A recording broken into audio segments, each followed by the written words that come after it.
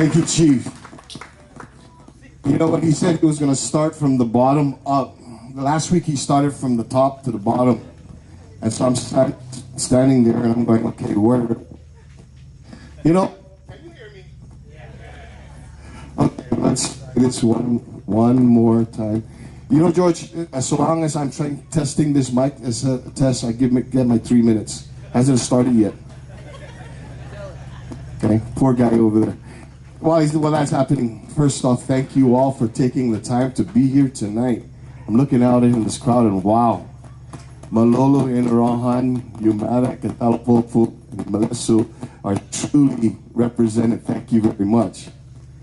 Also, there are some unsung heroes that need to be acknowledged too. And right over there. And I want to thank them as well for putting this together. I'm actually stalling until George fixes the mic here. Okay. You know, starting from the top to the bottom, it would normally start with Jimmy talking about Kadun Manok. And then I'll talk about the Nexa and the Finideni. But he's not till the end, so we can't have the Kadun Manok until later. But you know, so why I'm going to put this is, I'm actually very honored not just to stand here and to ask you for your support, but I'm honored to be able to stand here and ask for the support of all the candidates that are running for the different offices that represent our party. It's truly an honor to be able, I sat and I listened to each of them on many different occasions on what they'll bring to the table. Okay. Now they're limiting me to stay right here. And so, being that, it's truly an honor to be able to work in a campaign with many of these individuals. It takes a lot to be able to run. It takes time away from their families, from their homes, from their businesses, and they're putting their hearts out so that they can truly represent you. And it would be a great honor if you'd be able to continue this and give us the majority in the Guam legislature for the 34th Guam legislature.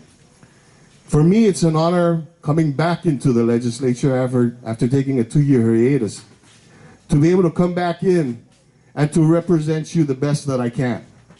And in the 2 years that I've been in there were a number of pieces of legislation, but two most notable ones that I want to bring to your attention. Because of your confidence in me to serve in the 33rd, I've been able to introduce legislation that passed into law. A law that protects our unborn children from violence.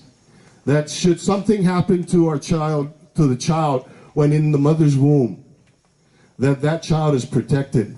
That child has the same rights as does an individual who's walking on this earth.